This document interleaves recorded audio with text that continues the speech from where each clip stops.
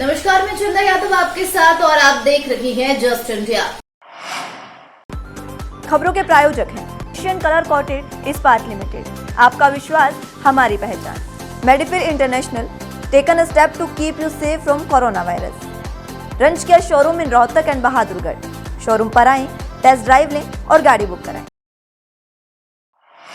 तालिबान ने पाकिस्तान को अपना दूसरा घर बताया है। तालिबान के एक प्रवक्ता ने बुधवार को कहा कि तालिबान के लिए पाकिस्तान के लिए दूसरे घर जैसा है और वह पड़ोसी देश के साथ व्यापारिक और साथ ही रणनीतिक संबंध मजबूत करना चाहती है।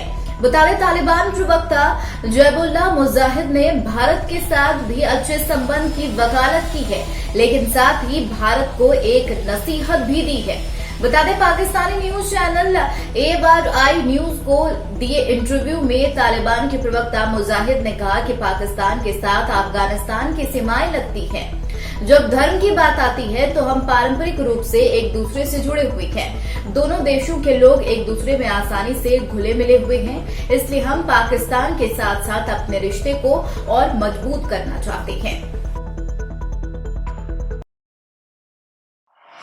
नेता प्रतिपक्ष आज अपने निवास पर पत्रकार वार्ता को संबोधित कर रही थी। बता दें, इस मौके पर उन्होंने कहा कि गठबंधन सरकार में मानवीय संवेदना का संपूर्ण अभाव है, जो इसकी कार्यशैली से स्पष्ट तौर पर दिखाई देता है। कोरोना काल में लोगों ने जो भुगता है उसे कोई नहीं भूल सकता। बता दें, उन्होंने कहा, ऑक्सीजन, दवाई, अस्पतालों पर बिस्तर, डॉक्टर्स की कमी में हजारों जानें गई हैं। संवेदनहीनता की प्रकाष्ठा और सहकारी झूठ से उस सच्चाई को ढकने की कोशिश की जा रही है, जिसे हरियाणा का बच्चा बच्चा जानता है। बता दें, उन्होंने कहा कि ऑक्सीजन की कमी से मौतों की सच्चाई को नकार कर सरकार ने प्रदेश की जनता, सदन, केंद्र सरकार सभी को गुमराह किया है। पूर्व मुख्यमंत्री और नेता प्रतिपक्ष भूपेंद्र सिंह हुड्डा का कहना है कि बीजेपी जेजेपी जन सरोकार की नहीं बल्कि सर्वे और सर्विलांस की सरकार है। गठबंधन सिर्फ इवेंटबाजी और विज्ञापन के जरिए सरकार चलाना चाहते हैं, जो कि संभव नहीं है। उन्होंने कहा, मौजूदा सरकार की कुनीतियों से हर वर्ग प्रताड़ित है। यह सरकार किसान के अधिकारों पर लगातार कुठारघात करने में लगी हुई है। इसी तरह मानसून सत्र में भूमि अधिग्रहण बिल लाया है और इसी के तहत कांग्रेस सरकार के दौरान बनाए गए कानून से किसान हित के प्रावधानों को समाप्त कर दिया गया।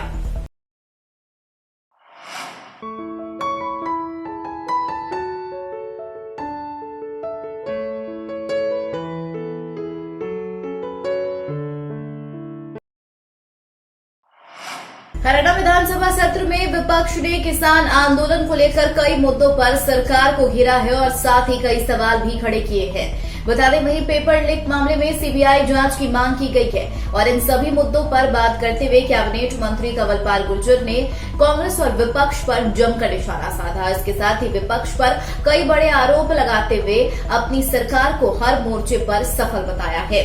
वहीं उन्होंने कहा है कि किसान आंदोलन के मुद्दे पर जिस तरह से या लोग किसी भी विधायक मंत्री का उसके हलके में कार्यक्रम नहीं होने दे रही हैं, ऐसा करना लोकतंत्र के साथ साथ विकास के भी खिलाफ है। जो भी दल इनका समर्थन कर रही है वो भी लोकतंत्र के खिलाफ है। बता दें, विधानसभा सदन में किसान आंदोलन का मुद्दा गूंजा है और साथ ही कई सवाल खड़े हुए हैं। इस पर कैबिनेट मंत्री कंवरपाल गुर्जर ने कहा है कि इस मुद्दे पर पहले भी सदन में विस्तार से चर्चा हो चुकी थी।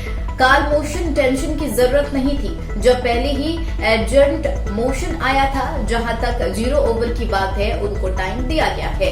इस मुद्दे पर 1-2 विधायकों ने जो बातें कही थी वो सही नहीं थी।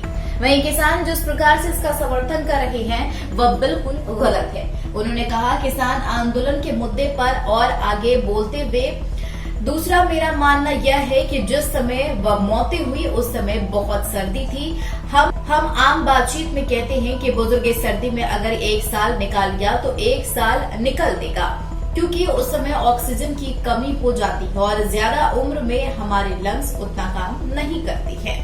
नहीं, ये मैंने उन पे आरोप लगाया और ये बात कोई मेरा आरोप नहीं है, ये तो कोर्ट का आरोप है।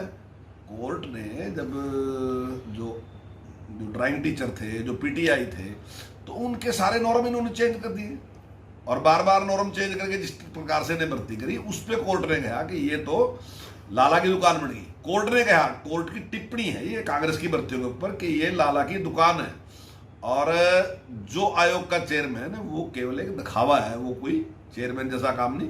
और ये व्यवहार में था कि चेयरमैन बजाय वहां उनकी सिलेक्शन करने के।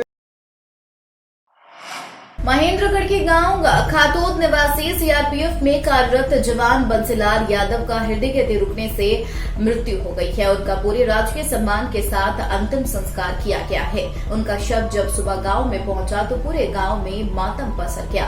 महेंद्रगढ़ के गांव खातोद के रहने वाले सीआरपीएफ में कार्यरत जवान बंसीलाल यादव की हृदय गति रुकने से मौत हो गई। बता दें, उनके पूरे राजकीय सम्मान के साथ आज अंतिम संस्कार भी किया गया। वहीं बता दें, आज शहीद जवान बंसीलाल यादव का पार्थिव शरीर उनके पैतृक गांव पर पहुंचा और वहां पर अंतिम संस्कार किया गया। बंसीलाल यादव सीआरपीएफ बटालियन 197 में चाईबासा झारखंड में ड्यूटी कर रहा था। शहीद बंसीलाल यादव की ड्यूटी के दौरान अचानक हृदय गति रुकने से मौत हो गई। शहीद पिछले लगभग 35 वर्षों से सीआरपीएफ में कार्यरत था और देश की सेवा कर रहा था। बहुत ही अफसोस की बात है कि झारखंड के अंदर सीआरपीएफ में काफ़ी लंबी सर्विस इन्होंने की और वहाँ हृदय गति रुकने से इनका निधन हुआ है। और भारत सरकार का भी आभार प्रकट करते हैं कि आज रात को ही बाय एयर दिल्ली आई और दिल्ली से यहाँ पूरी टुकड़ी के साथ सलामी के साथ शहीद के रूप में उनको जो सम्मान दिया। तय दिल से सभी सीआरपीएफ के अधिकारियों का, जवानों का तहे दिल से आभार प्रकट करते हैं। कितने बच्चे वगैरह हैं? 2 बच्चे हैं। लड़का? हाँ, 2 लड़के। ये भर्ती कब हुए सर? भर्ती 1986 में 86 में। शहीद किसे हुआ? राम सिंह जो रहते हैं ये असिस्टेंट सब इंस्पेक्टर थे। ये चाईबासा 197 बटालियन झारखंड। इनको शाम को अचानक पेन हुआ था और इनको हार्ट अटैक हुआ। हार्ट अटैक होने से इनका डेथ हुआ। कहाँ थे ये नौकरी पर? मौके पे कंपनी में ही मौजूद थे। ड्यूटी नहीं, कंपनी में आए थे, कंपनी में रेस्ट करते और उसके बाद में अचानक इनको पेन हुआ तो इनको फर्स्ट ट्रीटमेंट दिया गया और उसके बाद हॉस्पिटल पहुंचाया गया, लेकिन तब तक ये डेथ कर गए। आप कितनी टुकड़ी में कितने आदमी आए? एक टुकड़ी अभी विधायक सुभाष सुधा ने थानेसर हल्के के विकास कार्यों को लेकर अधिकारियों की जमकर क्लास दी है। बता दें, थानेसर से संबंधित एक विकास कार्यों पर अधिकारियों से चर्चा की है। विकास कार्यों की समीक्षा के लिए अब हर माह अधिकारियों की बैठक की जाएगी। बता दें, थानेसर विधायक सुभाष सुधा ने कहा कि थानेसर हल्का के विकास के लिए धन और संसाधनों की कमी नहीं है। इस हल्के में तेजी से विकास करने के लिए सिर्फ अधिकारियों के आपसी तालमेल के साथ योजनाओं को अमली जामा पहनाने की भी जरूरत है। वहीं इस हल्के में धीमी गति के साथ चल रहे विकास कार्यों को लेकर विभिन्न विभागों के अधिकारियों की क्लास भी दी गई है। इतना ही नहीं, आपको बता दें, अधिकारियों को चेतावनी तक भी दी गई है कि अगर काम करना है तो कुरुक्षेत्र में रहें, वरना अपना तबादला करवाकर दूसरे जिले में चले जाएं। अहम पहलू बात यह है कि अब हल्के के विकास कार्यों की समीक्षा करने के लिए हर माह अधिकारियों से बैठक करके फीडबैक भी लिया जाएगा। हम बनाएंगे एलिवेटेड ट्रैक। देखिए आप किस प्रकार से 225 करोड़ रुपए का एलिवेटेड ट्रैक बन रहा है सुंदर। आप देखिए कितनी बड़ी फास्ट का काम चल रहा है। तो अभी जो हमारे सेक्टरों की जितनी भी अभी रोड्स हैं, आदरणीय एसपी साहब नंदन मलिक जी मेरे साथ हैं, हमने बैठ के और हमारे अभी मिस्टर गोगिया जो हमारे कमिश्नर हैं, बात हुई थी। तो हमने टोटल उसके टेक्निकल और एडमिनिस्ट्रेटिव को ले ली है और तुरंत उसके टेंडर लगाने जा रहे हैं। अब कोई भी सेक्टरों की कोई भी रोड का आपको नहीं लगेगा जिसका टेंडर कॉल होगा, हम बहुत जल्दी टेंडर करा के सबको हम करने जा रहे हैं। तो अभी एक बात और भी आई थी, मैंने होटल डिपार्टमेंट में कहा था कि सेक्टर 30 के अंदर जो पानी और सीवरेज की व्यवस्था जो खराब है उसके लिए उन्होंने कहा कि मैं स्वास्थ्य विभाग के जिला दृष्टि विभिन्नता एवं क्षमता समिति द्वारा हरिओम सेवा दल द्वारा आश्रम सेक्टर 4 में नेत्रदान पखवाड़े का शुभारंभ किया गया है। इसमें संत समाज एवं धार्मिक गुरुओं ने अपना आशीर्वाद भी दिया है। इस अवसर पर पीजीआईएमएस मेडिकल रोहतक के आय विभाग के एचओडी आरएस चौहान मुख्य तौर पर अतिथि रहे। विभिन्न संस्थाओं के प्रतिनिधियों ने इस कार्यक्रम में पहुंचकर आश्वासन दिया है कि हमें हर हाल में अंधकार को दूर करने में, कम करने में हर प्रकार का सहयोग करेंगे। हमें रूढ़िवादी विचारों से समाज को मुक्त कर नेत्रदान के लिए प्रेरित करना है। महामंडलेश्वर स्वामी विश्वरानंद जी महाराज ने कहा कि नेत्र विभाग को पूरा सहयोग करेंगे और हर आयोजन में अपील करेंगे कि प्रभु द्वारा निर्मित सौगात को जाते जाते समाज को दान स्वरूप देकर जाए।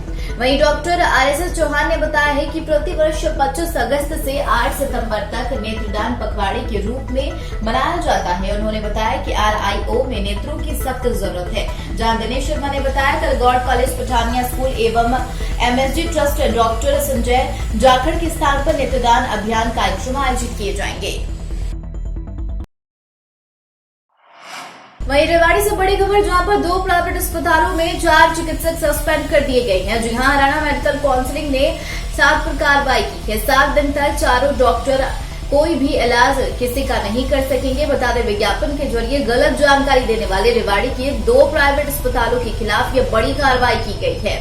हरियाणा मेडिकल काउंसिल ने दोनों अस्पतालों के 4 डॉक्टरों को 7 दिन के लिए सस्पेंड कर दिया है और यह चिकित्सक 7 दिन तक किसी का उपचार नहीं कर पाएंगे। आपको बता दें, मामला विज्ञापन में दिए गए तथ्यों से जुड़ा हुआ बताया जा रहा है, जहां पर IMC पंचकुला की ओर से 25 अगस्त को जारी पत्र में कहा गया है कि डॉक्टर SN मणिकनंदन, डॉक्टर शरण्या मणिकनंदन व डॉक्टर मुकेश यादव की शिकायत डॉक्टर कर्ण Singh Poonia, doctor Abhay Kumar, doctor Ashwini Kumar, doctor सुप्रतीक्ष Yadav की ओर से की गई थी।